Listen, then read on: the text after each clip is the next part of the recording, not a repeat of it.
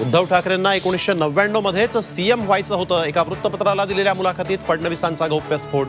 तर फडणवीस म्हणाले ते सत्यच आहे. शिंदे गटाच्या शिरसाठ यांचा फडणवीसांच्या दाव्याला दुजोरा.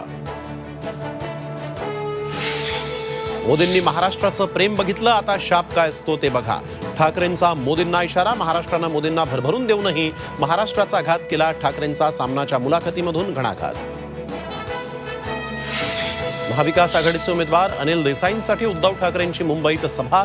तर संजय दिना पाटलांच्या प्रचाराला आदित्य ठाकरे, अनिल देशमुखही उपस्थित राहणार. विक्रोळीमध्ये मेहरकोटेच्या प्रचारासाठी फडणवीस घेतायत सभा.